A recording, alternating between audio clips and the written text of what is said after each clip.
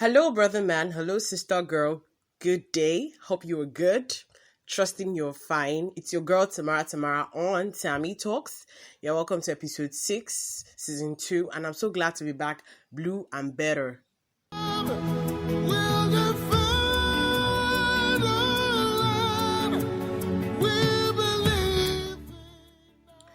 Indeed, the past few days have been very emotional. The last few days have been very eye-opening, and we can see how much we need to stretch for a better tomorrow. And the title of today's podcast is Stretching for a Better Tomorrow. I'm talking about this because I don't just want to dwell on NSAS, NSWAT. I want to talk about ending all forms of evil that is prevailing in Nigeria, and the change starts with you.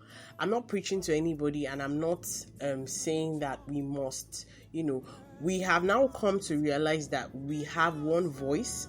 We have now come to realize that the strength we have is in our unity as youths, okay? This is not to say that the previous generation didn't do much, because I hear that they actually carried out protests in their credit, and then I think I should cut them some slack.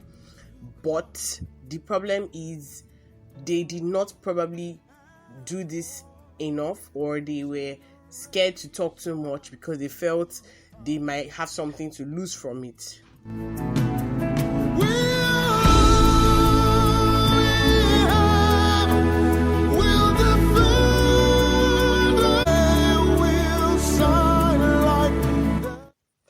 I wouldn't want to say that they were scared, but I just feel like the instruments available to take this thing to the next level were not available in that generation, in fairness to them. And we have power in technology. We have power to drive change because, social media is a very small place where once you put something out there, it has gone viral. So all the nations of the world are aware of what's going on in Nigeria, which is very good.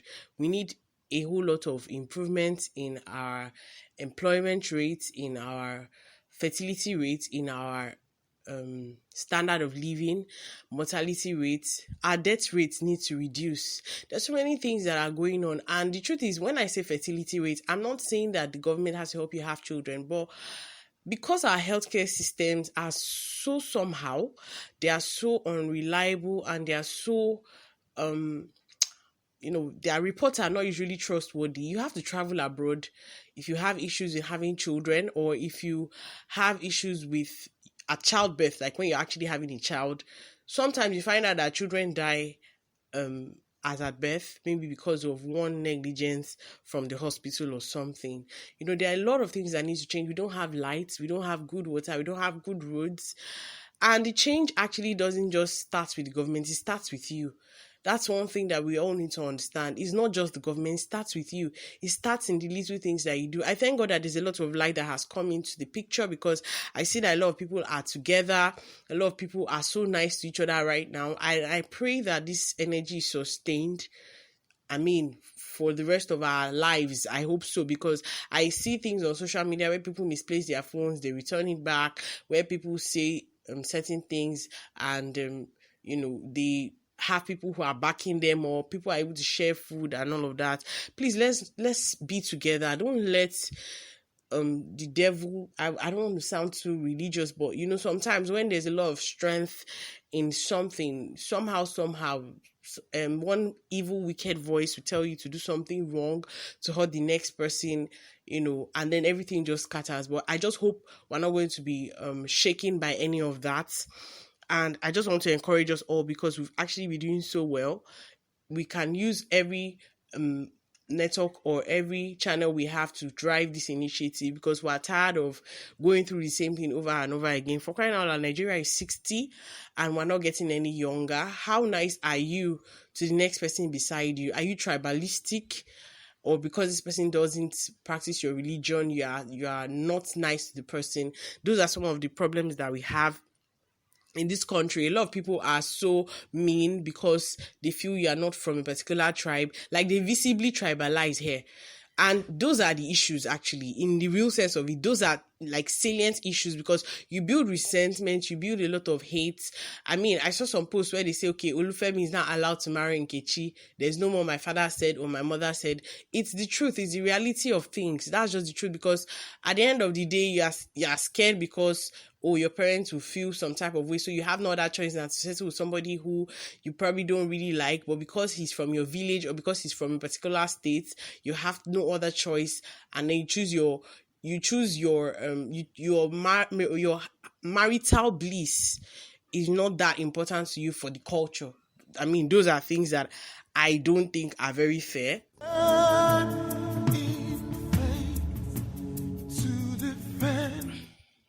That's even like one of the smallest things. Or maybe there's a contract and then you're awarding it to just people from your state, or those are really little minute things that happen in the private sector that I'm not even going to the public sector now. Everybody's pointing fingers at the government. I hope you are also being the change that you want to be, not that you just point fingers at the government. Yes, we need a new government. We need a new a new reform in everything, not just the police, because it cuts across everything. Police brutality. I read a story recently about a man who was shot in 2015 or so, and his wife was killed because a drunk policeman asked them for 2,000 naira, and that the doctor is in shock. Like 2,000 naira practically shattered a family into pieces. And I see a lot of people, even all these area boys and all of that. I feel like if you want people to actually pay tax, there are organized way to do such things. You don't have to start harassing people in the middle of the road or delaying people from moving in traffic. I think that one is like the most annoying of all of them. That rubbish that they do when they start trying to break side mirrors, it's so risky. In fact, I had one of them put his armpit on my face before. Like, it was not even funny.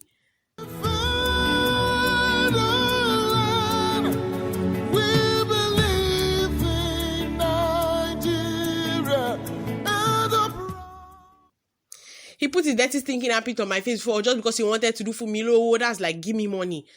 I was so irritated. I'm like, I'm sure that there are ways in which they can actually do this thing, that these bus drivers will actually pay tax. You cannot evade it. There's no way. There will definitely be a way to go about it. It's not just Fumilowojo. I'm sure that there will be a system that works. I'm very, very sure that there will be a system that works. Like, it works. Just like they pay for insurance, just like they pay for basic things that they need to walk around on the road, or their driver's license, all those kind of things. There's a way they will definitely be able to catch such people. It is extremely possible. It's just that so many people are not thinking like in that sphere. They just feel like it's the force that they use to collect the money that really matters, and it doesn't make sense, really. I think we can do better as a nation. There's so many other things that are going on. The unemployment rate is on the rise, and the truth is we need people to do certain things. There are so many things that we can do here that we have to outsource. There's so many things, so many sectors that we can actually develop youth. I mean, the entertainment industry is one place where I feel like Nigeria is making a lot of money from, and it's quite consistent. I might be wrong and I might be right. I might be wrong and I might be right. I feel like there are a lot of federal government buildings that are being dilapidated, or they're just being abandoned. You can actually change that to like a universal studio. Those are initiatives that I feel a lot of people are sleeping on. You can change that to something where artists can actually develop their crafts, or like a creative talent school. You're impacting. Like, you're not just saying, okay, we're giving you money. We don't need your money. The best we need is just your support to help us get better at what we do. Okay, it's not just, we need money for palliative, or we need money to improve the youth development. All those funny things that they just come up with, all those funny names that don't even make sense to me. Like, those are not the things we want. We want reforms. We want we want graduates to actually be, police officers. That's the kind of thing I want to see.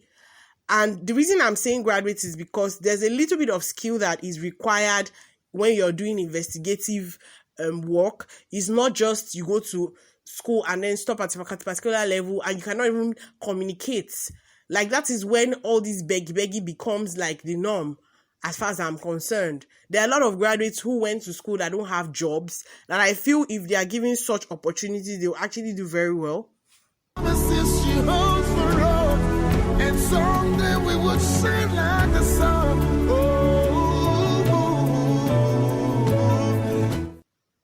We want people who are young to come into the system of government so that we have better ideas, because as older people, we might not really get the best. Just like Ibuka Anwoshika said, she is encouraging the government to develop a tribe of youths, which is what we want, which is what we want to see. Because now it's not the generation where something is happening in your country, nobody else is hearing about it. It's giving us a bad name. So somehow it affects everyone around you. And I'm sure you wouldn't want your country to have a bad name. I believe that I've been able to speak to whoever is listening to this. If you can help in any way, it will make a whole lot of sense, because as a country, we need to do better. I love you guys, and I want you guys to stay safe throughout the protests. Nothing's going to happen to us. We'll remain alive to see a better Nigeria, because we're stretched for tomorrow. Thank you, Timi Dakolo, for this beautiful rendition. God bless you.